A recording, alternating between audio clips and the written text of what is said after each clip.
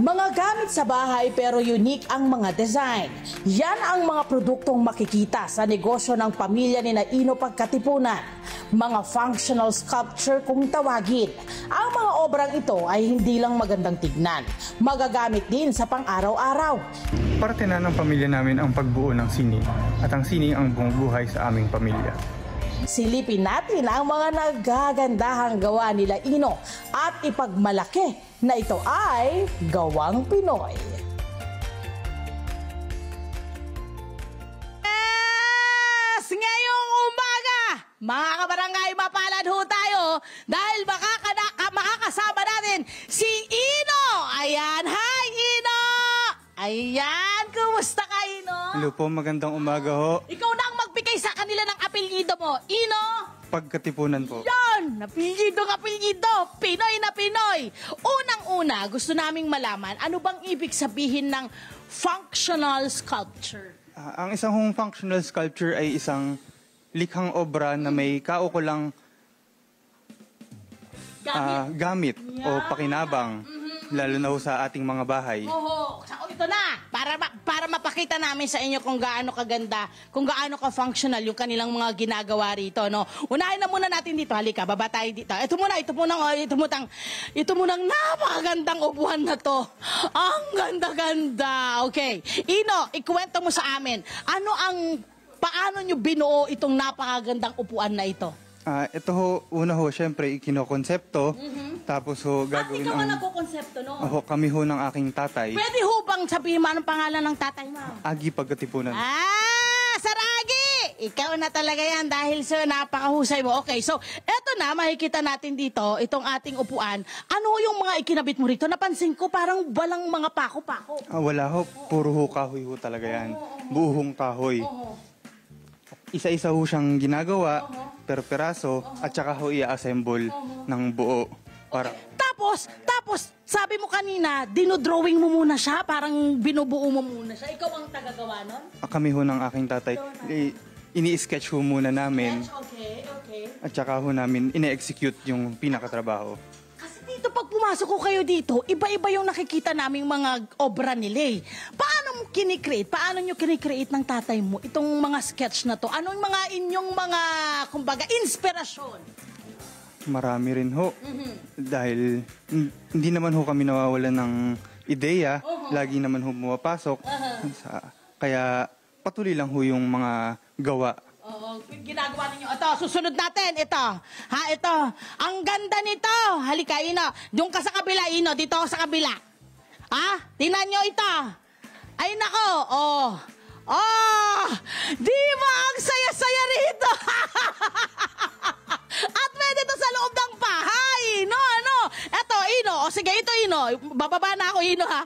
Eto, paano to? Gaano katagal niyong ginawa itong obrang ito? Inaabot ho ito ng... Humarap ka doon. Inaabot ho ito ng mga ilang araw hanggang sa mga isang linggo ho. Isang linggo yan. Tapos ilang tao ang gumawa niyan para mabuo naman yan? Mga 2 ho, 3. Ginagawa ho siya ng per-peraso habang ginagawa ho yung mga pyesa niya, meron ho nagbubuo at nag-assemble. Ito naman, para lang, di ba?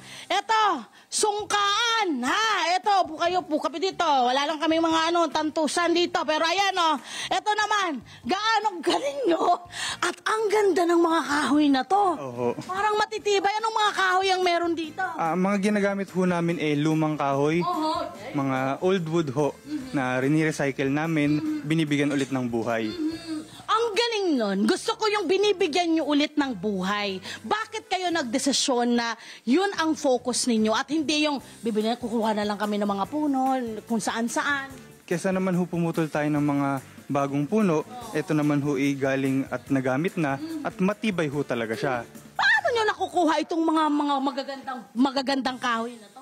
Meron na sa tagal ho ng aming negosyo, may mga naipon na ho talaga kaming mga materyales at hanggang ngayon naman ho meron pa kaming mga nakukuha at meron hong mga nagdadala sa amin. Oo, kasi nga alam na pwede kayong pagdalhan. Tayo ulit. Alam niyo bakit? Eto pa, ito. Naku, meron silang trend. Ito talaga hindi ko alam paano ito nabuo. Sa dami ng mga Butingting, eto ha, ilapit mo dito, Mordsi. Yung cameraman namin, pangalan, Mords. Ayan. Itong mga itong nakikita dito, ito yung parang nagsisilbing pangkabit, ano? Anong tawag nyo riyan? Iyan ho yung mga peg niya, iyan ho yung parang nagsisilbi niyang pako. Yes.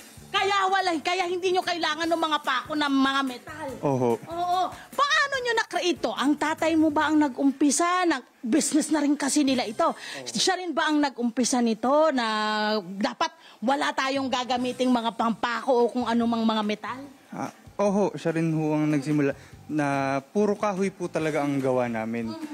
Trend yan! Makikita nyo, ayun yung karugtong niya, no? Trend yan, no? Ito yung unahan, ayun yung likuran. Yan. Ito naman, gaano katagal ito? Ito ho, medyo matagal din ho to. Dahil kita nyo naman ho, madami hong pyesa at piraso na maliliit. Kaya marami din ho ang gumawa nito na habang ginagawa ang mga pyesa ay may nagbubuo. So, talagang collaboration ito ng tiyaga at pagmamahal ng mga artist. Okay, paano nakaka-order sa inyo? Pwede bang magpa-customize? Paano ba? Pwede hong magpa-customize. Pwede ho kayong mag-message sa aming Facebook page o pwede ho kayong bumisita sa aming pagawaan dito sa aming workshop sa Malisan, Mateo, Rizal. Oo, at hindi lang yan ha. Ang galing ng kanyang ama dahil naisipan niya na buhayin nga itong napakagandang skill at sa totoo lang parte ito ng kultura na dito sa lugar no na ayon sa kanya ay parang namamatay. Ayaw niyang mamatay, gusto niyang buhayin. Kaya nagdesisyon kayong magtayo ng museo? Opo. O kailan ba yan mapupuntahan, madadayo? Sa ngayon po ay ginagawa pa ito, pero malapit na rin ho itong mabuksan. At yan ay bukas sa lahat ng gustong pupunta. Lahat ng mga kababayan natin, pwede. Opo, bukas po ito sa lahat. Ayan, ano bilang artist, no? Ano ang iyong fulfillment? Ano yung happiness na nabibigay sa iyo nitong mga functional sculpture na inyong ginagawa ng iyong tatay? Naku, masaya po talaga kami, lalo na po itong aming mga ginagawa. Ito po talaga. Kasi dinidepict din yung kulturang Pinoy. Ano? Opo. Mga jeep, ito may jeep na to. Anong kasiyahan ang naibibigay niyan sa inyo? Naku, malaking kasiyahan po.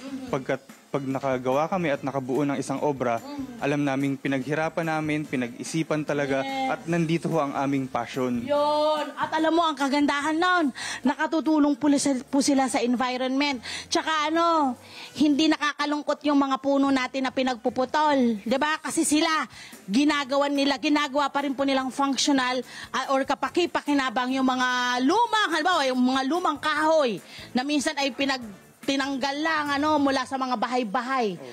Gusto ko malaman gaano kaluma yung mga kahoy na nakukuha nyo? Meron hong mga galing pa sa mga bahay galing sa mga Spanish era at pre-Spanish era.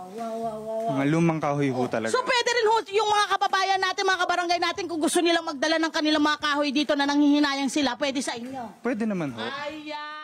Hello po mga Kanet 25! Si Kuya Tony Pet po ito mula sa Love, Tony Pet and Everything. For more Love, Tony Pet and Everything updates, just click on our subscribe button and follow us on our Net25 social media pages at Net25 TV and at Net25 Entertainment Facebook. Magkita-kita po tayo!